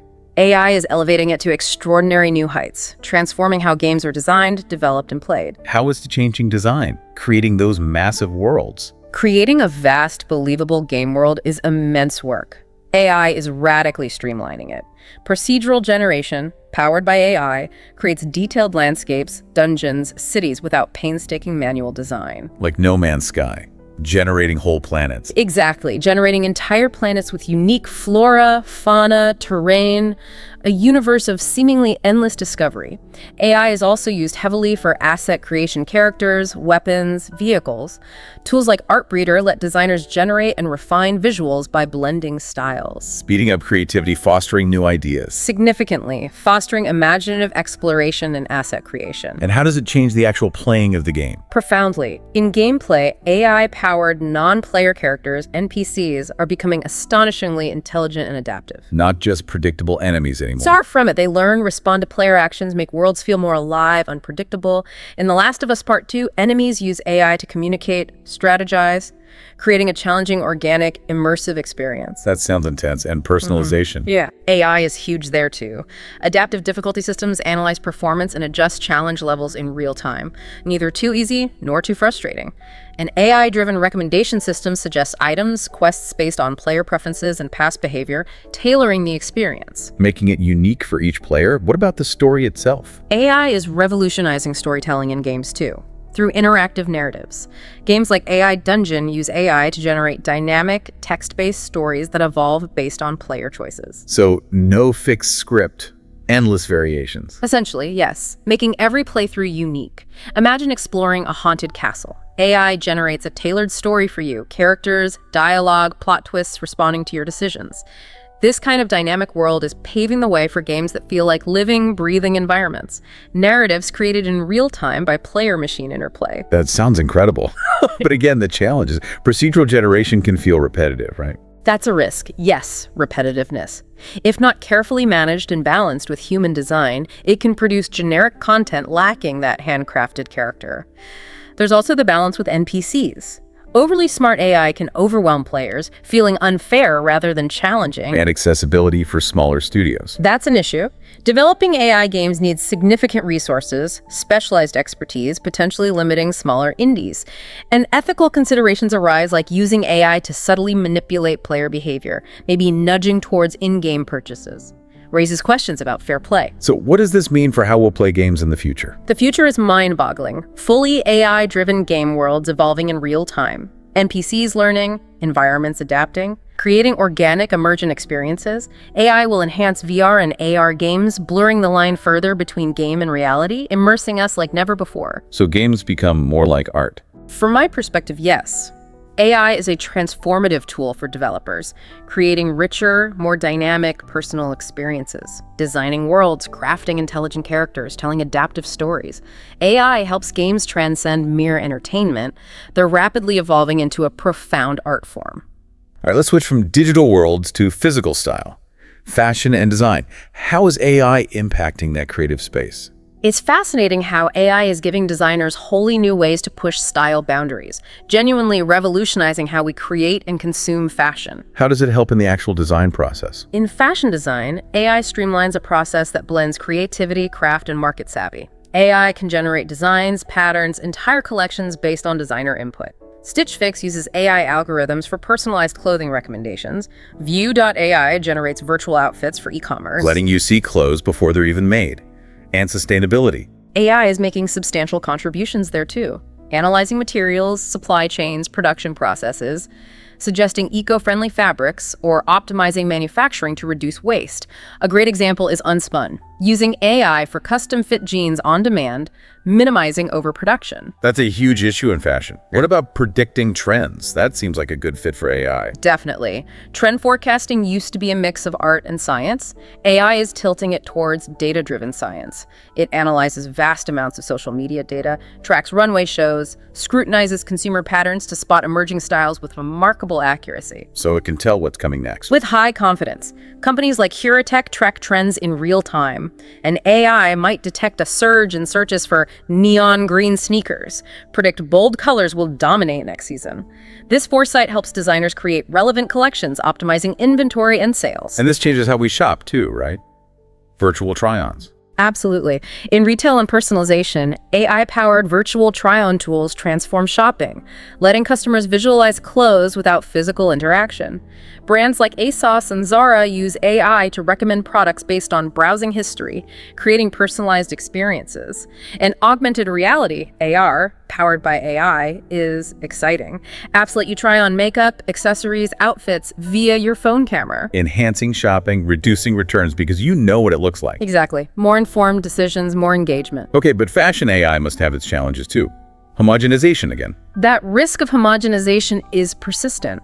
AI relying on data might prioritize popular trends over unique avant-garde designs, potentially stifling innovation, leading to uniformity. Cultural sensitivity is crucial too.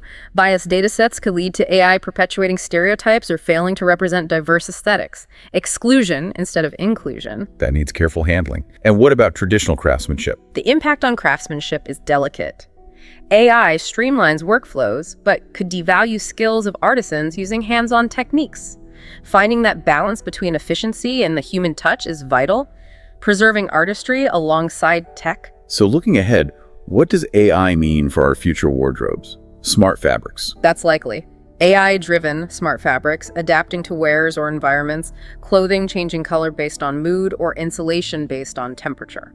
Also, fully virtual fashion shows, digital models in immersive AI-generated worlds, pushing presentation boundaries, democratizing access. So AI amplifies designers' creativity here too. Ultimately, yes. Aiding sustainable collections, enhancing trend prediction, enabling hyper-personalized shopping, making fashion more innovative, inclusive, and sustainable. Okay, we've covered a lot of ground. Now let's get into the really big philosophical questions AI raises. This is where it gets really interesting, I think. It forces us to grapple with profound questions about what it means to be creative, doesn't it? Totally. Is AI a true creator? Or just an incredibly sophisticated copycat remixing human ideas? These core debates have huge implications. They really do. For our understanding of art, innovation, even humanity itself, one of the most significant debates swirls around the fundamental question of authorship. Right, who owns AI-generated work? Yeah. The prompter, the developer, the AI. Exactly. The legal implications are substantial. Current copyright laws struggle to keep pace. In many places, AI work isn't eligible for copyright because it lacks a human author. Beyond legality, there's artistic intent. Humans imbue work with emotion, experience, perspective. Can AI lacking consciousness truly do that? Is it just a tool, like a paintbrush? Or does its ability to generate novelty make it a creator? That's the crux of it. Some argue it's just a tool, creativity lies in its use. Others contend its ability to generate complex outputs, not explicitly programmed, qualifies it as a creator, challenging traditional definitions. And that leads into the whole issue of bias and representation, like garbage in, garbage out. Essentially, yes. AI's reliance on datasets means if trained on biased info underrepresenting cultures, perpetuating stereotypes, it can produce work reinforcing those biases. An AI trained mainly on Western art might struggle with non-Western aesthetics authentically. This is critical in passion, film, where representation matters deeply. So developers have a huge responsibility for diverse, inclusive data sets. Absolutely. To avoid perpetuating harm, promote equity. Which brings us back to the workforce. What does this mean for human creative jobs? Another significant ethical consideration, the impact on jobs. AI streamlines workflows but could displace artists, writers, others. If studios increasingly use AI for scripts, concept art, VFX, what happens to the humans who did that work? But could it create new jobs too? AI trainers, prompt engineers? Potentially, yes. Hybrid creators blending human and machine creativity. The central challenge is ensuring AI empowers and augments human talent, fostering collaboration, not just replacing them. So the biggest question, what does AI mean for the future of human creativity itself? That's the existential one. Some fear AI could make human artists obsolete, reduce creativity to a formula, devalue unique expression. Others view AI as a catalyst for new expression, pushing humans to innovate further, explore previously unimaginable avenues to stand out. So it's a partnership. AI generates ideas, automates tasks. Humans bring emotion, context, meaning. That's the most constructive way to see it, a dynamic partnership. The future depends on how we navigate it, balancing innovation with authenticity, ensuring human creativity not only survives, but truly flourishes. Okay, let's look ahead then. Unpack the incredible scope of what's coming. Immersive interactive experiences seem key. Definitely. One of the most exhilarating trends is AI enabling new forms of art, music, storytelling that respond to the audience in real time. Like that VR concert idea, music evolving with movement or films changing based on emotions. Exactly. These experiences will inherently blur the lines between creator and audience, transforming creativity into a shared, dynamic, personal process. AI acts as the engine, generating content, adapting to input, creating a living artistic landscape. And AI itself evolving from tool to partner. As it gets more sophisticated, yes. Likely evolving into a genuine creative partner, learning an artist's style, preferences, collaborating seamlessly, offering insights, refining drafts, co-creating in real time. Leading to entirely new art forms, blending human and machine perspectives. That's the potential. An AI working with a novelist on a story evolving with reader feedback. Or collaborating with a musician for a live performance, adapting to audience reactions unique every time. But for all this to work well, we need rules, right? Ethical frameworks. Absolutely crucial. As AI integrates further, clear ethical and regulatory frameworks are vital. Addressing authorship, bias, job displacement, it requires a collective effort, governments, tech companies, creators collaborating to ensure responsible, inclusive, beneficial use. Like new copyright laws, guidelines for ethical data use, training programs. All of the above. New laws for AI works, clear data ethics, programs to help professionals adapt to new workflows, embrace hybrid roles. The goal is harnessing AI's potential while meticulously preserving that irreplaceable human spark. So connecting this to the bigger picture, Yeah. AI is ushering in a new era. Undeniably, a transformative new era where the boundaries of what's possible constantly expand. AI offers creators tools to dream bigger, experiment boldly, connect in novel ways, generating art, composing music, writing stories, designing fashion. But this era demands responsibility, thoughtful use, embracing potential while staying true to the human spirit of creativity, fostering a future where art, technology, and imagination thrive together. Wow, what an incredible journey we've taken today. We've truly immersed ourselves in how artificial intelligence is profoundly transforming creative industries, really, right across the board. We've seen it empower artists with remarkable new tools, spark these fascinating debates about authorship and authenticity, and open up possibilities that, honestly, once felt like pure science fiction. I think the core takeaway here is crystal clear. AI isn't here to simply replace human creativity. Instead, it seems it's here to amplify it. Acting as a partner. Yeah, a partner, a collaborator, a spark that ignites fresh ideas and nudges us to think differently about what's possible. Whether you're an artist, a writer, a musician, or just someone who loves to create, AI offers a world of opportunities for you to explore and integrate. So what does this all mean for you listening right now? Well, the creative revolution is already here, and you are absolutely invited to be a part of it. Which brings us to that key question. How might you begin experimenting yourself? Good point. We wholeheartedly encourage you to try out an AI tool, maybe generate a piece of visual art with a text prompt, compose a short melody, even get help brainstorming a story idea. Just experiment, play around, and see where this remarkable technology takes you. Let's make something amazing together. Absolutely. And if you found this deep dive as fascinating as we did, make sure to like, share, and subscribe to this YouTube channel to stay informed on more captivating topics. Hello, welcome to the Learn English Lab. Today's podcast, English Listening Practice Podcast, topic name is technology making us lonely? We're diving deep today into something pretty paradoxical, actually. In a world where, a single tap connects you globally, we're seeing this quiet epidemic of loneliness growing. It really is a paradox, isn't it? Yeah, think about it. A big survey back in 2018 found nearly half of Americans felt lonely sometimes, or even always. 46%. Wow, that's significant. And it's not just the US. We see similar stuff in the UK and that really intense hikikomori phenomenon in Japan, where young people just withdraw completely. Right, retreat from social life. It's profound. So it begs the question, doesn't it? As tech reshapes everything, is it actually bringing us closer, or is it maybe pushing us further apart? That really is the core question. Yeah. And like you said, it's definitely not a simple yes or no. What we're exploring today is this really intricate relationship. Technology's potential to isolate, sure, but also its power to connect. And, the bigger societal things happening underneath it all. Okay, so let's unpack that.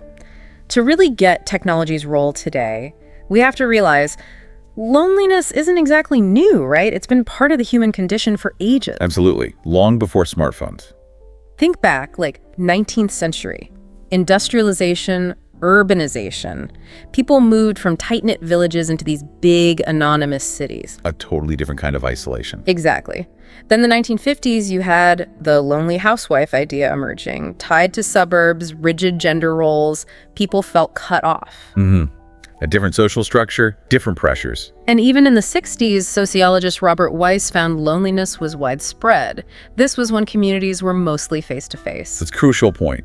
Loneliness itself isn't new, but maybe the nature of it has changed because of technology. How so? Well, back then, isolation might have been about physical distance, or strict social rules. But today, it often feels like it stems from having tons of connections, but they're shallow. An abundance of superficiality. Kind of, yeah. And even early tech started this shift. The telephone, late 19th century, amazing for distance, right? Yeah. But it also began moving communication away from needing to be physically there. Okay, I see that. And by the 90s, those early chat rooms, AOL Instant Messenger and stuff, they already hinted at both the promise, finding connection, but also the pitfalls of it being purely digital, little precursors to where we are now. Right. So here's where it gets really juicy. How does this thing designed to connect us also seem to, push us apart? Let's start with that illusion of connection idea. Okay.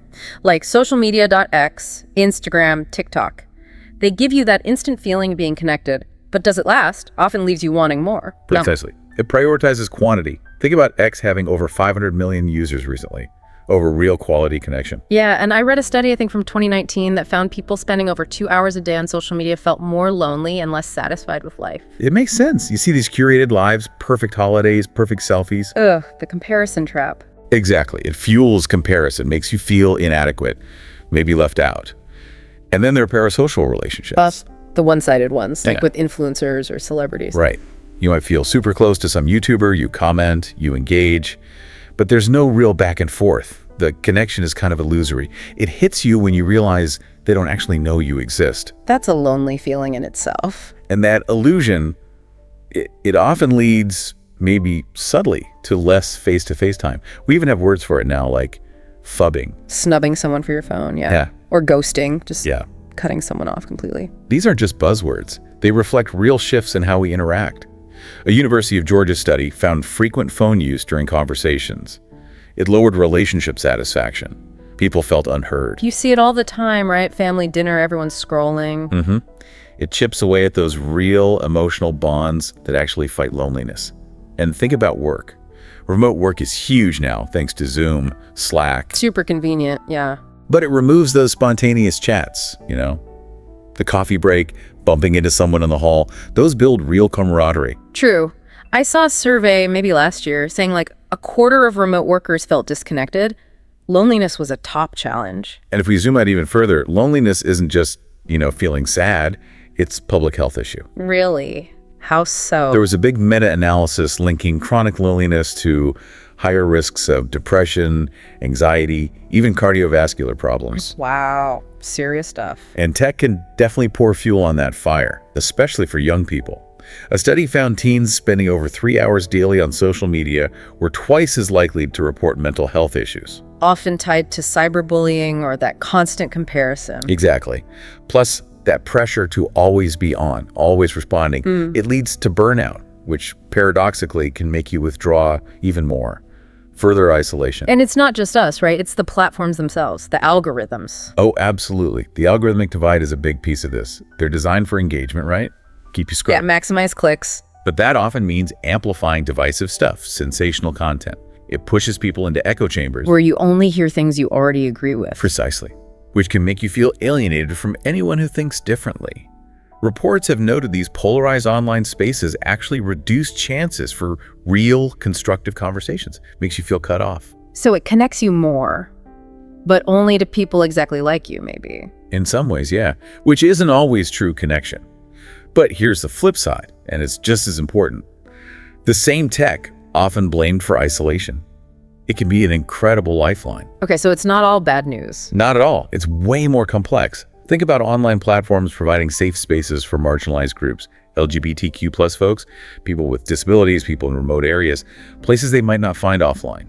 That's a really good point, finding your tribe online. Yeah, and research backed this up. Online support groups for chronic illness, they cut loneliness by 30% for participants in one study. And think about the pandemic lockdown. Oh yeah, Zoom and Google Meet were lifesavers for families, friends. Absolutely essential.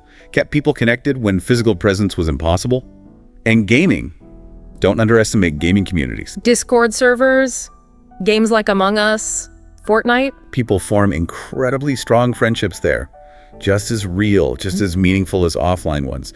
A recent Pew survey found over 40% of Americans made close friends online. And for teens, 60%. 60%, that's huge. It really shows how community itself is changing, blurring the lines between virtual and real. Definitely. Look, X, you can have real-time global discussions on anything from climate change to K-pop. That sense of belonging can be powerful. Yeah, I saw something about Reddit users and mental health groups feeling less lonely after engaging there. It makes sense. And technology can empower people who might struggle with face-to-face stuff, like introverts or some neurodivergent individuals. Autistic adults using forums to build networks, for example. It lets them connect on their own terms. So the potential for connection is massive, if used that way. Which brings us back to something crucial. Loneliness has deeper roots than just tech. Big societal shifts were happening way before the internet took off. Like urbanization, longer work hours. Right, and the decline of old community hubs, local clubs, unions, churches. Those things provided social glue. Studies show loneliness was rising before smartphones were everywhere, driven by economic stress, social fragmentation. So we can't just blame our phones. Not entirely. And look at Japan's hikikomori again. It's often linked to intense cultural pressures, like school stress, not just technology addiction. Culture plays a huge role too. Oh, so? In collectivist cultures, like maybe South Korea or India, tech often adds to existing bonds. Think of those big family WhatsApp groups, keeping everyone close. Yeah, my family has one of those. Whereas in more individualistic places like the US, tech might sometimes replace weaker social structures, which would be a mixed bag. So it really comes down to how you use it, individual choice. Exactly. It depends hugely on your engagement. Mindlessly scrolling X for hours, probably not great for connection. Using X to find a local volunteer group, totally different outcome. Intentionality matters. Big time. Research shows goal-oriented tech, use joining hobby forums, organizing events correlates with lower loneliness than just passively consuming feeds. It's about agency. Curating your digital life, seeking real interaction. You're the driver, not just a passenger. Okay, that makes sense. So how does this play out across different generations? They interact with tech so differently. Let's start with kids and teens, the digital natives. Right, they face unique vulnerabilities. We see studies showing teens spending, say, over 4 hours on screens, daily report more loneliness, lower self-esteem, often linked to cyberbullying or that constant comparison you mentioned. Yeah, you see friends posting party pics, you weren't invited. That feeling of being left out must be intense online. It really can be. But again, the paradox. Tech also gives these same teens vital spaces to explore who they are, find people who get them, fandom communities, mental health groups, invaluable for some. What about young adults, say 18 to 30? They're navigating dating apps, starting careers. A real double-edged sword there. Dating apps like Tinder or Bumble. Sure, they can connect people, but they can also lead to burnout from superficial chats or feeling rejected constantly. Yeah, I've heard friends talk about that fatigue. Some research linked frequent app use to more loneliness, especially for men, maybe because expectations didn't match reality. But then, these same young adults are masters at using LinkedIn or Meetup to build professional networks, find social groups in new cities. It helps combat isolation. And middle-aged adults, busy lives, maybe kids, careers. For them, tech is often a key tool to maintain connections. Video calls with family far away, online parenting groups for support, super useful. But there are downsides too. There can be. Studies suggest excessive passive social media use in this group can still link to feeling disconnected. It's about interactive versus just watching. And older adults, they face different challenges, maybe tech literacy. Definitely. Surveys show many over 65 feel lonely, and not being comfortable with digital tools can worsen that. But, and this is key, those who do adopt tech, video chats with grandkids, online book clubs, senior communities online, they report much less isolation. So learning those skills can make a huge difference. Programs teaching smartphone use, showing promise. Absolutely. It opens up whole new social worlds for them. So, thinking ahead, what about the next waves? AI, VR. How might they change things? Oh, interesting. AI first. Like chatbots, virtual assistants? Yeah, things like Grok, they offer conversation, engagement. Could they help people with limited social options feel less lonely?